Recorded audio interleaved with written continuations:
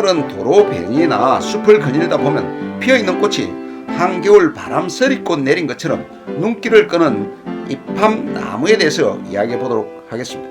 이 이팝나무는 세계적인 희귀종으로 꼽힐 정도로 보기 힘든 나무입니다. 우리나라는 인공 정식에 성공을 해서 가로수로 심을 정도로 이팝나무가 흔해졌지만은 일본과 중국에서는 아직까지도 멸종위기 식물로 등록해 놓을 만큼 귀한 나무이죠. 그런 까닭에 동아시아 상국은 다른 나무들에 비해 나이가 적은 200~300년 된 노고수나 군락지마저도 천년기념물 등으로 지정하여 보호하고 있습니다. 세계적으로 희귀한 이팝나무를 흔하게 볼 수 있는 한국에서도 이 나무를 해외 반출 승인 대상 생물자원으로 지정해서 관리하고 있습니다. 이팝나무가 예전에는 남부지방의 산이나 마을 어귀 등에서 간간히 볼 수 있었지만 요즘은 서식지가 북상해서 이제는 국내 어디에서나 쉽게 볼 수 있는 나무가 되었는데요. 이 이팝나무가 기후위기 영향으로 서울에서 모습을 보인 계기는 20년 전 청계천 복원사업이었다는 것입니다. 그만큼 서울이 따뜻해졌다는 것이고 중부 지방에서도 이팝나무가 충분히 생육 가능하다는 것이 입증되자 그 이후로 이팝나무를 여기저기서 심기 시작했습니다. 요즘은 도시거리에서 쉽게 볼 수 있는 나무가 되었는데요. 꽃이 아름다울 뿐만 아니라 생명력이 강하고 공해와 병충해에도 강한 특성 때문에 가로수로 큰 주목을 받고 있습니다. 특히 꽃가루가 날리지 않기에 사람들의 반응도 좋아서 지방자치단체마다 앞다퉈서 이팝나무 길을 조성하고 있죠.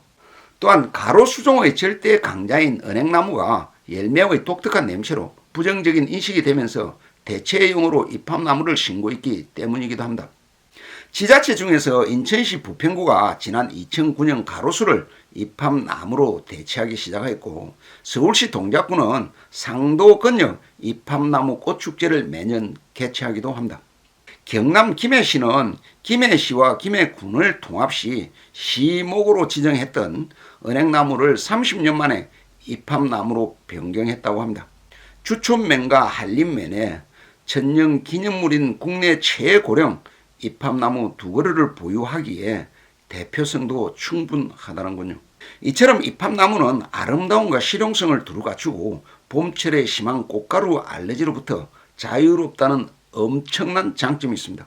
매년 4, 5월이 되면은 버드나무 꽃가루, 소나무 꽃가루 때문에 말도 못할 비염, 재치기로 사는 국민들이 많습니다. 이팝나무는 이런 꽃가루로부터 자유로워서 높은 점수를 받는데 그 꽃마저도 아름다운 것이 특징이 되겠습니다. 또한 이팝나무의 기운을 쐬면 머리가 좋아진다는 속설도 있습니다. 천년기념물로 지정된 이팝나무는 대부분이 남부지방에 분포해 있는데요. 이팝나무는 정자목이나 신목의 구실을 하였고 꽃이 한 해 농사를 점쳤습니다. 습기가 많은 것을 좋아하는 이팝나무는 꽃이 많이 피고 오래 가면 물이 풍부하다는 뜻이니 이와 같은 경우에는 풍년이 들고 반대의 경우에는 흉년이 든다고 합니다. 이런 나무를 우리는 기상목 혹은 청기목이라고 하여 다가올 기후를 예보하는 지표나무로 삼았습니다. 오랜 세월에 걸쳐 우리 조상들이 이팝나무를 부른 어원은 정확하게 찾기는 어려우나 대략 3가지 설이 정해집니다. 첫째는 꽃이 피는 시기가 24절기 중 입하 때 핀다는 의미로 입하가 이팝으로 변염하였다는 것이고, 둘째는 이팝나무 꽃이 만발하면 그해 풍년이 들어 쌀밥을 먹을 수 있다고 해서 이밥나무로 부르다가 이팝나무로 변하게 되었다는 것입니다. 세 번째는 보릿고개를 넘고 여름이 올 때 나무에 꽃이 피면 하얀 꽃이 나무를 덮는 것이 마치 하얀 쌀밥을 연상시키므로 이팝나무가 되었다는 것입니다. 이처럼 이팝나무의 탄생 설화에는 서민의 가난한 삶이 배어 있습니다. 또한 이팝나무에 관한 애달픈 3가지 전설도 전해지죠. 요약하면은 늙어서 눈이 어두운 어머니께 밥을 차려드리고 흰 쌀밥 같은 이팝나무 꽃을 따서 자신의 밥그릇에 담아 밥을 먹는 신용을 했다는 가난한 효자 이야기가 있고요. 두 번째는 보릿고개 시절에 며느리가 제사상에 올릴 쌀밥을 짓다가 뜸이 잘 들었는지 확인하려고 밥알 몇 개를 입안에 넣었다가 제사밥을 퍼먹었다며 쫓겨난 후 슬픈 이팝나무 꽃이 된 이야기입니다.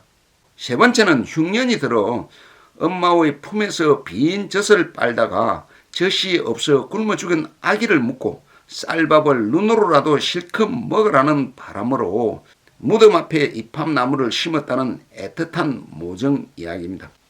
여기 전설에서 등장하는 이팝나무는 쌀밥에 한이 맺힌 가난한 선조들이 눈으로라도 배불리 먹어보자는 심정으로 바라보았던 희망의 나무요, 치료의 나무였던 셈입니다. 결국 이팝나무 이야기는 쌀이 있어야만 생명을 이어갈 수 있다는 이야기로 기결됩니다. 이처럼 쌀밥을 실컷 먹고 싶었던 서민들의 애환과 간절한 바람이 이팝나무 전설에 녹아져 있습니다. 지금이야 쌀이 남아돌아 머리가 아플 정도지만 40년 내지 50년 전만 하더라도 쌀이 모자라 보리밥 혼식과 밀가루 음식을 장려했습니다. 쌀 소비 촉진 운동을 하는 현재의 모습을 비교하면 전혀 다른 세상으로 느껴집니다.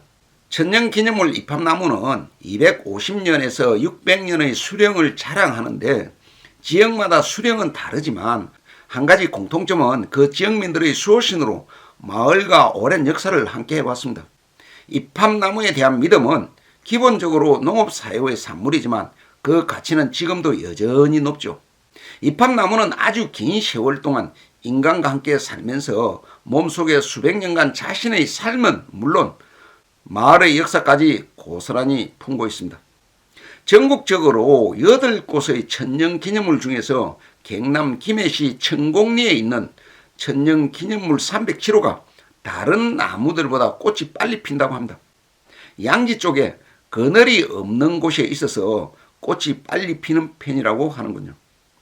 이 외에도 포항시 흥해항교, 광양시 광양읍수, 양산시 신전리, 김해시 신천리, 순천시 평중리, 진안군 평지리, 고창군 중산리 천년기념물입니다.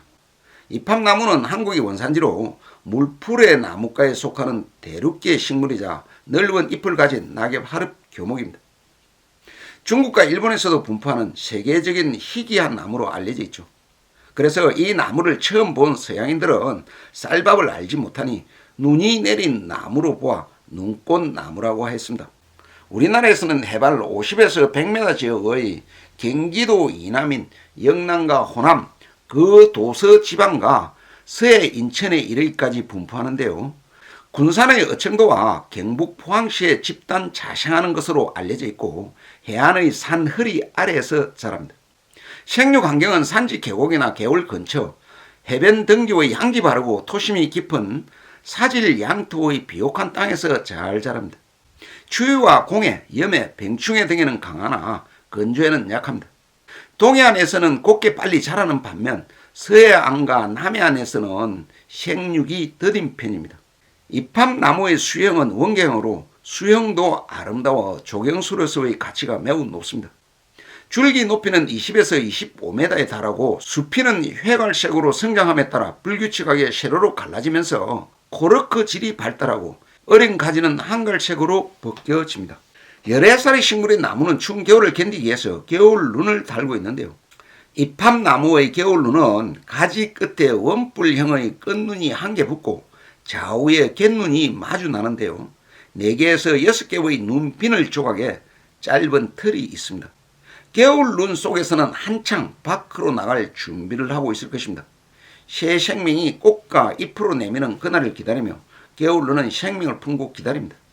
나무잎은 마주나기로 넓은 난형 또는 타원형으로서 길이가 3에서 15cm, 너비가 2.5에서 6cm이고 잎자루는 길지요.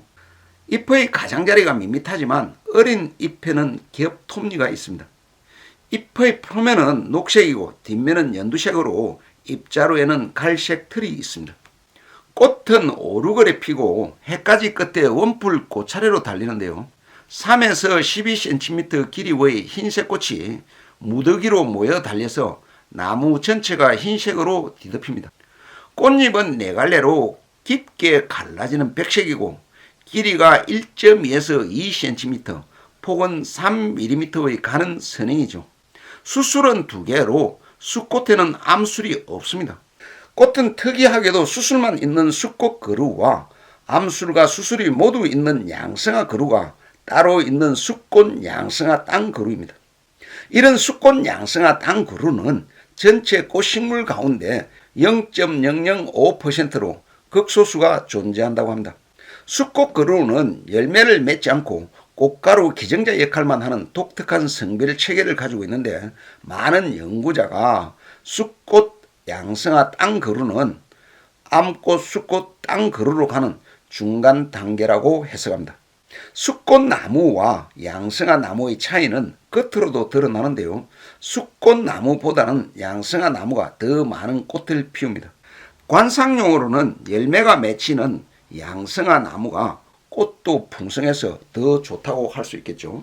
열매는 핵가로서 길이가 1에서 1.5cm 타원형인데, 녹색 열매는 9,10월에 마치 포도처럼 보랏빛을 띤 검은색으로 익습니다. 열매는 겨울에 잎이 다 떨어져도 그대로 달려있죠. 번식 방법으로는 실생 위주로 번식하게 되는데요, 실생은 10월경에 채취한 종자를 2년 동안 노천 매장 후 파종하면 발화율이 높아진다는 보고가 있고요, 발화 후에도 초기 생육이 불량하므로 파종 후에는 2년을 더 길러서 이식하는 게 좋다고 합니다. 삽목은 어렵지만은 10에서 12cm 삽수를 만들어서 한 달 정도 물을 주면 발근을 하는데요, 16도씨에서 30도씨가 적합한 온도이기에 햇빛이 잘 드는 곳에 식재를 합니다. 이팝나무의 용도는 세계적인 희귀종으로 금옥은 대부분 천년 기념물로 지정보호하고 관상 가치가 풍부할 뿐만 아니라 관리가 편해서 조경수로 적당하고 열매와 잎과 줄기에도 영양이 풍부하기 때문에 다양한 방면의 약용으로 사용되고 있습니다.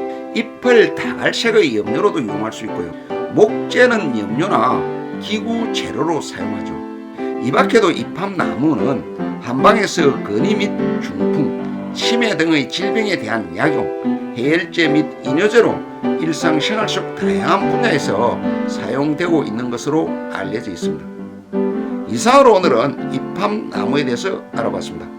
감사합니다.